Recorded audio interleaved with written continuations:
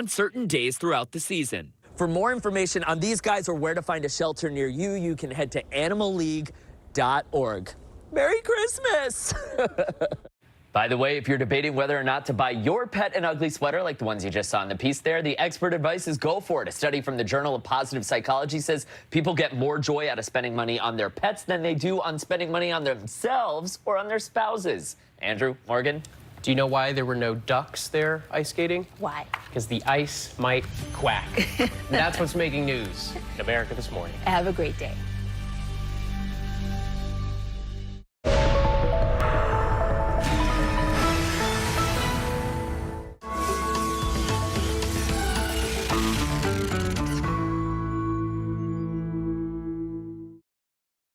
It's Friday, December 23rd, and Christmas shopping in Congress adds up to almost $2 trillion.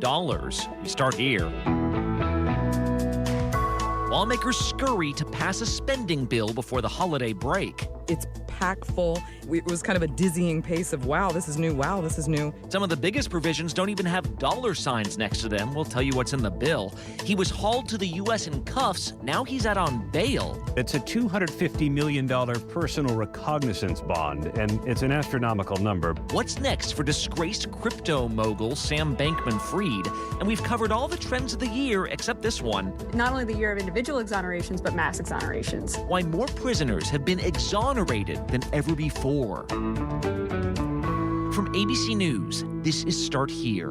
I'm Brad Milkey.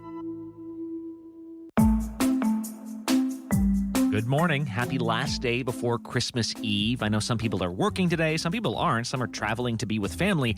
And if you are one of those travelers, good luck. Really pack your patience right now because we're all stretched to the limit and the airlines and airports still are not fully hired since the... Overnight, a winter storm continued barreling across much of the upper Midwest, sweeping snow across the Great Plains and creating chaos for the nation's airplanes.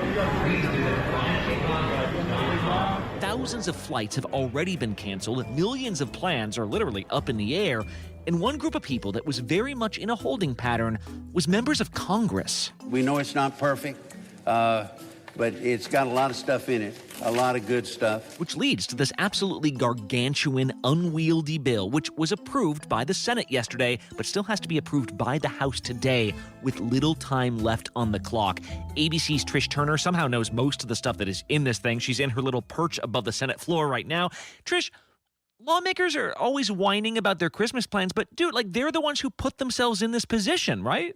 So many years. It's happened for so many years, Brad. I can't even remember actually covering a year when the Congress actually passed all of its appropriations bills the way it should. But I will tell you one thing, Brad.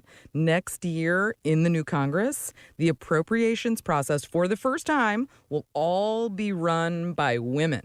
One of them told me last night, Patty Murray, she's going to be the chair of the Senate Appropriations Committee. She reminded all of us that she taught preschool, so she knows how to manage a process like this. So she promises is not going to happen again. So we'll see. She's on the record. Yeah, exactly. We'll see what happens then. Well, let's talk about this year then. What is in this bill? What sticks out to you? Oh my gosh, there is so much, just like you said. It's packed full. They usually don't legislate a lot of new bills into a bill like this. So this is a little bit... it was kind of a dizzying pace of, wow, this is new. Wow, this is new. So I think the first thing that stands out, we just saw President Zelensky addressing, the joint meeting of Congress. He was asking, begging, pleading, I need this money. I need money from you. We need aid or the war might be lost. And your support is crucial, not just to stand in such fight, but to get to the turning point to win on the battlefield. So $45 billion is in this bill. That's wow. $37 billion over what the administration even asked for. So that's a really big deal. He got what he asked for, and then some. On this vote, the yeas are 68, the nays are 29. This is really popular. There is a 4.6 or nearly 5% raise for military and civilian federal employees. That's always popular. But there's also disaster aid in this. When you flush your commode in your house and stuff, and your water and your sewer bagging up in your yard, it's a problem. You'll remember the Jackson water crisis, so they're still trying to clean up there for Puerto Rico as well. Even just what you were talking about, pet projects. They allow the Chinese Communist Party to gain access to all of the private data on any device in America that's using TikTok. There's a ban on TikTok on federal government devices. So we saw the bill pass in the Senate. There's not a lot of time to get it through the House. They slapped it onto this omnibus bill, and off it goes. Well, and Trish, that's a great example of something that's not a budget measure right there. And another thing that's not budgetary at all, but could have this huge impact is the Electoral College reform. This is the thing that essentially would have wiped out the whole premise for the January 6th attacks if this was in effect back then, right? That is exactly right. So they're going to defang any notion that the vice president has power to affect that process. He's purely counting electoral votes in a ceremonial role. So any idea that President Trump and his allies had that the vice president might somehow, as the head of the Senate, he's in charge of counting the votes, that he could somehow, undo that process to, overturn the will of the voters, that's never going to happen again. We're addressing some of the vulnerabilities in the January 6th attack by reforming the Electoral Count Act. We will thwart future attempts to undermine the peaceful transfer of power. And they go on to clarify a number of other things. States can't declare a failed election on their own. There have to be catastrophic circumstances. They put the governor in charge of the slate of electors. So this whole idea of an alternate slate of electors, they're making it much more harder for things like shenanigans like that to happen. So you've mentioned some of the many, many things that are in the bill. What is there anything that did not make it into this bill when it's 1.7, when it's almost $2 trillion? You expect everything's in there, but maybe not. But really not. So if you can imagine, there were things left out.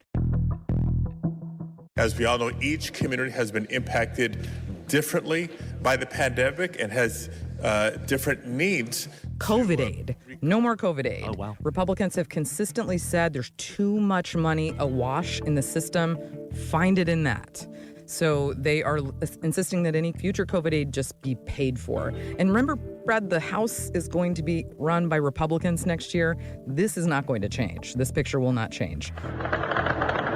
And the other big thing I was tracking in the wake of the pullout from the U.S. in Afghanistan, there were a number of Afghan populations coming, so directly employed by the U.S. government. Those guys were helped with an Afghan special immigrant visa program. The Senate continues that for another year. They add 4,000 additional visas, but a veterans group that has been No One Left Behind, they've been really trying to get all of these guys out. These are interpreters, people who work directly with the U.S. government. They are in grave danger in a country run by the Taliban. So that population is coming back, estimated at about 100,000, wow, with their families that are allowed to come with them, immediate family, 160,000. So you can imagine 4,000 is kind of a drop in the bucket. But then, so that's a good story. What's left out, though, is the Afghans who weren't directly employed by the federal government, the U.S. federal government, in their missions. So that's former Afghan government officials.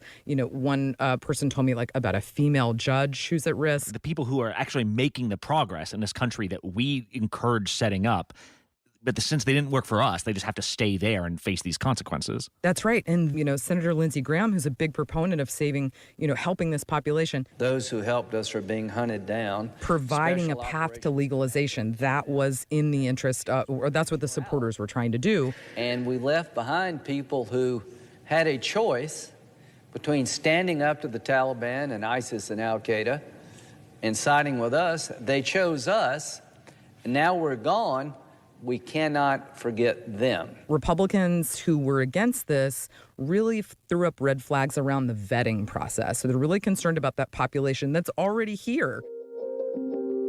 It's just sort of one of those massive things that, it's pushed into the end of the year, and it's too much for the lawmakers to iron out. But a number of the supporters said, and the veterans groups are really big into this and very powerful here in this town, they are going to take this up first thing next year. So we'll keep an eye on that. Yeah, so there are things that are actually kind of too big to put in a bill at the last minute like this. Another one of those, Title 42. Some Republicans actually wanted to extend this policy that we have where we're not letting any migrants in, not even for asylum claims. That did not make it into this bill either. All right, Trish Turner at the Capitol. Thank you. Thanks, Brad. Next up on Start Here, if he flees now, he's on the hook for a ton of money. And no, the feds won't take cryptocurrency. We're back in a bit.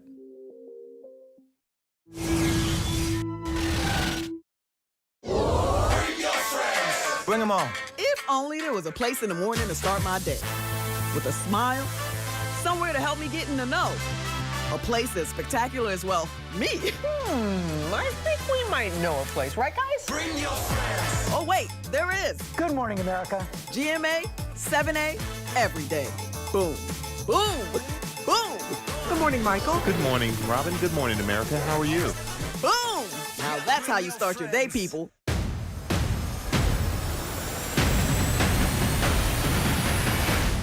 After an extraordinary news-making year, thank you for making ABC's This Week America's #1 news and politics show on Sunday mornings. As of today, in a big way, we have inaugurated abcnews.com. A lot has changed in our world since Peter made that announcement.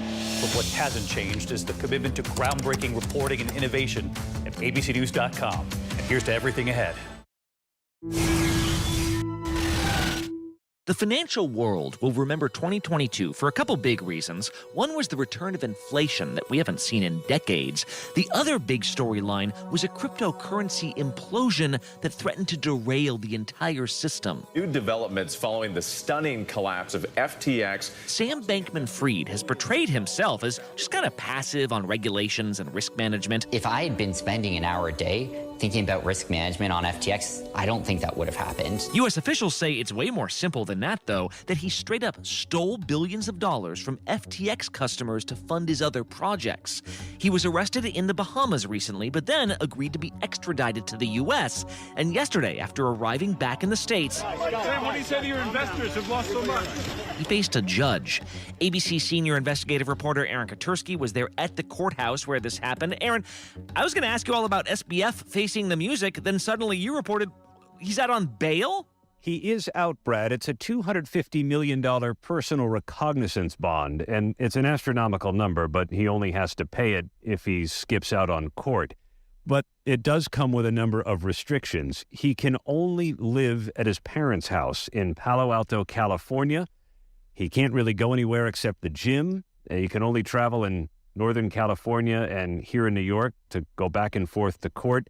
He has to give up his passport, and he can conduct no business transaction worth more than $1,000, although the judge pointed out that after what happened with FTX, Sam Bankman-Fried achieved sufficient notoriety that nobody probably wants to do business with him. Wait, $250 million, Aaron? That's, like you said, astronomical. Is that, like, how is that a real number? It really isn't a real number because he doesn't have $250 million to his name necessarily after what happened with the collapse of FTX. But it's a number they pulled out to make sure he understood the consequences of skipping out on a court appearance. And in fact, the judge asked, do you understand the consequences of bail jumping? And Sam Bankman-Fried uttered the only 3 words he said during the entire hearing, yes, I do. Yeah, because I was trying to get a sense, Aaron, of how much of a flight risk he is. Because in classic terms, you'd think he's the perfect flight risk, right? Like he's a guy who is literally on an island doing banking before we somehow caught him. The only reason we've got him is because the island where he was has an extradition treaty. So what's to stop him from going to a different island? I suppose it's just if he does that, he ruins his family and everyone around him. And that seems to be what has done it for Sam Bankman-Fried. The Bahamas thought he was a flight risk such that they denied him bail. That may have been why he decided to waive extradition and come here to New York to face this federal prosecution. His parents had to sign the bond. His parents also had to put up their house as collateral. So if he ever did skip out on a court appearance, it would cost his entire family. That number, though, just still makes you kind of go like, if they think he's worth $250 million, like why is he getting bail in the first place? So where does it stand now? Between now and whenever his potential trial would be, what does this case look like for him? What does the world look like for crypto in the next several months? At least as far as FTX is concerned, the way regulators and prosecutors portrayed it, it was a house of cards from the beginning. And Sam Bankman-Fried, they said, was a fraud from the moment he founded it because he was just siphoning money out of it, even though he portrayed FTX as a safe and secure place to park your crypto investments. We've been operating for a number of years with billions of dollars of open interest. We've never had customer losses. He was taking out billions of dollars and put it to use for his own projects, either speculative investments that he made with his privately controlled hedge fund. He bought up lavish real estate. He made political donations. And now he is going to have to face these charges, which carry a maximum penalty of 115 years in prison. And Brad, he's not the only one that's been charged. Before he even landed in New York, prosecutors were waiting with a surprise. First, I'm announcing that the Southern District of New York has filed charges against Caroline Ellison. Two of his closest associates, people he lived with in the Bahamas, his ex-girlfriend Caroline Ellison, the co-founder of FTX Gary Wang, they pleaded guilty to fraud and conspiracy charges and agreed to cooperate against Bankman-Fried. If you participated in misconduct at FTX or Alameda, now is the time to get ahead of it. We are moving quickly, and our patience is not eternal. So prosecutors now have a couple of narrators that can take them through how this alleged fraud went down. Wow, yeah, when you get someone's business partner and then their significant other to already plead to work against you. Wow, big development there. Okay, Aaron Katursky, outside the courthouse. Thanks so much. Thank you, Brad. So as one alleged criminal gets let out of jail to await trial, obviously there are a ton more around the country sitting in cells. We talked earlier this week about Americans who have spent weeks, months, even over a year behind bars simply because they couldn't afford bail. Well, what about Americans who have been convicted, who've been found guilty, who maintain they were wrongfully convicted to begin with? Well, here's a fact you might not have known. Over the last decade, as more groups have tracked exonerations, they have never seen as many as this year. 2022 has quietly become the year of exonerations, when more convictions are being thrown out, with wrongfully imprisoned people finally able to tell their families, I'll be home for Christmas after all. Tricia Rojo Bushnell is the director of the Midwest Innocence Project. Tricia, I'm looking at these numbers. National Exoneration Registry's highest number ever was 184 in a year. That was 6 years ago. This year, it's 250 and counting, right? Well, what is so different about this year? You know, what we're seeing this year is not only the year of individual exonerations, but mass exonerations. So what we're around the country, we're having more and more prosecutors who are willing to go and look at evidence and overturn convictions, not just, one at a time, but in numbers. And had to fight for my life to get out of there. I was convicted based on the testimony of a jailhouse snitch. It is a shame because of where we're from, no one will listen. So in New York, just a few months ago, we had one of the largest in the history of over 180 people were exonerated at one time by one court. So it's the ability of the system to take it in all at once and provide relief for mass amounts of people that's leading to the numbers we're seeing today. Yeah, I was going to say, it's not all like Adnan Syed and individual podcasts exonerate. There's a real sort of infrastructure, it seems like now. Yeah, I mean, there's two parts that are helping this. One is there's more and more innocence organizations around the country, right, that are providing assistance to individuals who are incarcerated. A murder trial from more than 20 years ago is getting new scrutiny with help from the Innocence Project. But there's also a willingness of prosecutors to open what are called conviction integrity units and start reviewing these cases to see if there are claims of actual innocence or even in some states, constitutional violations. The Cook County State's Attorney's Office has moved to vacate 220 cases involving former Chicago Police Sergeant Ronald Watts. In Chicago, they've discovered a few corrupt detectives, and the Conviction Integrity Unit and other innocence organizations undertook a partnership to do a mass review of these cases and exonerated dozens and dozens and dozens of people, right? You're looking at 60 people at a time. We have an admission from the city that the allegations that these people, these victims have made for years and years and years are true. And so when you have someone who has the power of the state joining the team and saying, I think that someone is actually innocent, the system moves much more quickly, and they're able to do it in large quantities, mass numbers. It's so interesting when we hear about things like the Midwest Innocence Project. There are so many more groups like this, and yet it's interesting to hear you say the real difference is coming. Obviously, we're a big part of it, but the difference sort of within the system is like a fundamental change. I guess that makes me wonder how prosecutors now see their job. Is that changing? And have prosecutors that took office in the last year or two, have those made a difference in kind of the national picture here? Yeah. So, there has been a movement for prosecutors to take on their full role as ministers of justice, right? It's undisputed that prosecutors have a special duty, which is to do justice, not to prosecute just prosecute people and secure convictions. So that involves, it's, a pretty exhaustive review of all the pleadings, all the transcripts, both on the state side, federal side. It may involve further investigation. Even though, we have prosecutors who want to do their ethical duty, who are trying to initiate proceedings to overturn wrongful convictions, other parts of the system, including attorneys generals or other politicians, are stepping in to fight that. It's not often that an innocence project and a prosecutor join forces and announce your case was built on dirty tactics and police payoffs. If you look at places like Missouri, for example, a prosecutor, Kim Gardner, was elected in 2019, founded a conviction integrity unit that reviewed the case of our client, Lamar Johnson, and found he was actually innocent. Johnson was convicted of a 1994 murder. It was dark, and the killer wore a full face mask like this one. So even the prosecutor questions the pivotal role of eyewitness identification in this case. She filed a motion for new trial to overturn his conviction, saying he's innocent, we know who committed this crime, there's all of this evidence of payments to the eyewitness that had not been disclosed. I did not know who the shooters were, and I was told who they were, and it was wrong for that to take place. That's the only thing I'm trying to correct today, Judge. And it had to go all the way up to the Missouri Supreme Court, who said, one, they didn't believe the Missouri law allowed a prosecutor to overturn a conviction, even though she had an ethical duty to do so.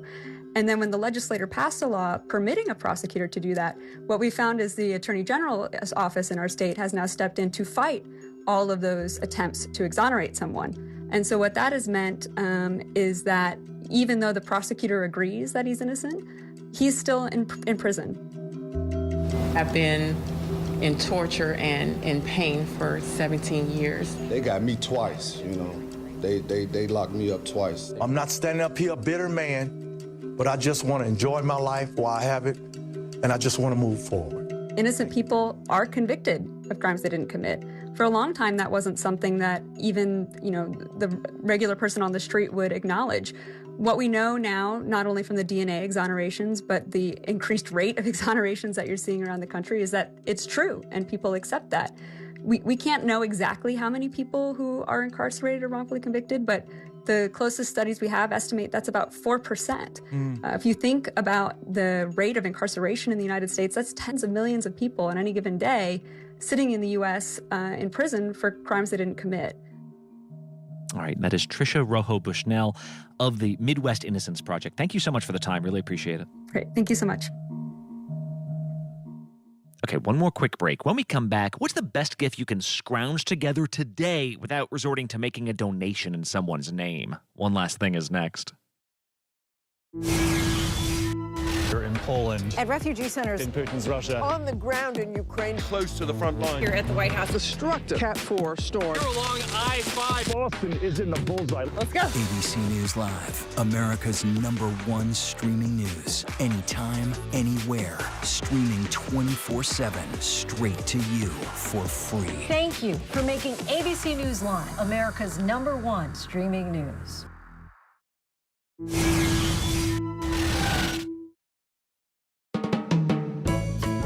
And one last thing. I mentioned earlier that because of all this winter wonderland encasing half the country, flights are getting snarled up today. Well, that also applies to cargo flights with gifts on them, which means if you were looking to send a last-minute gift for Christmas, it's likely too late.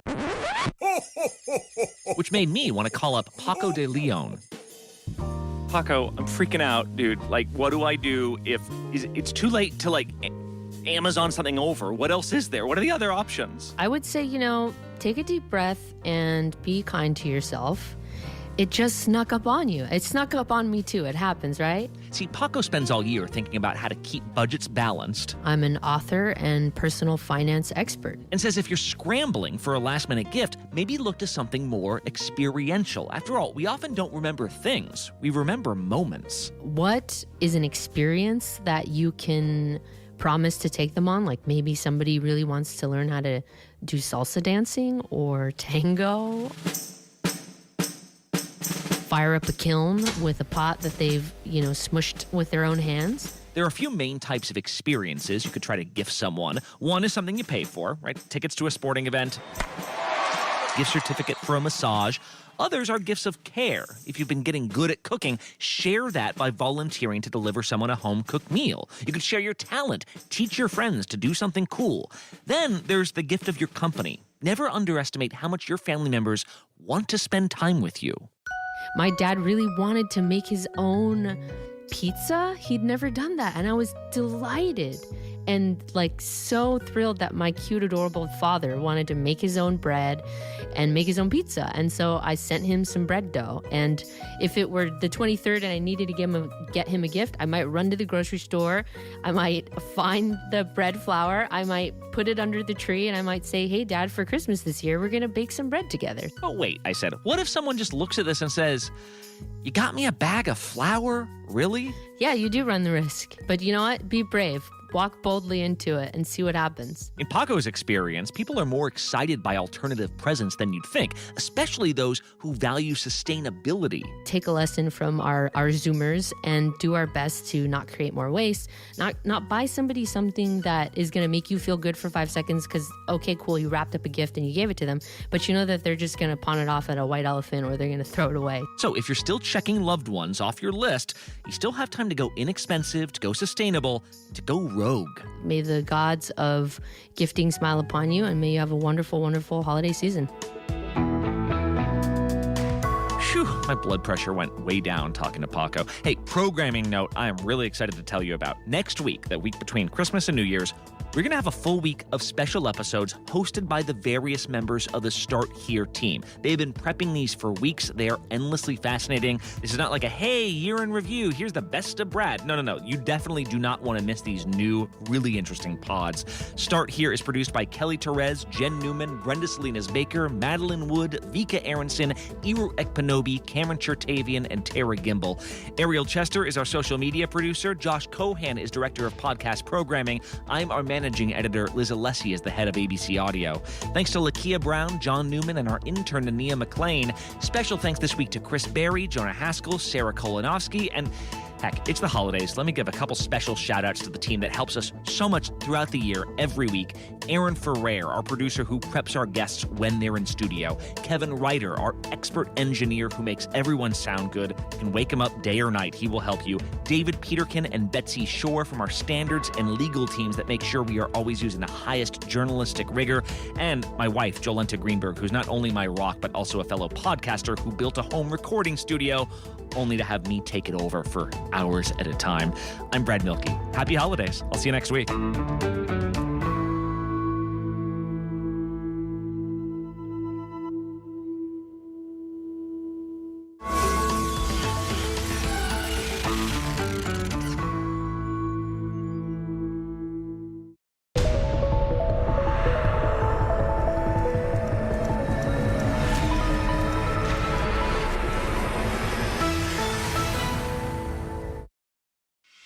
So much at stake, so much on the line, more Americans turn here than any other newscast. ABC News World News Tonight with David Muir, America's #1 most watched newscast across all of television.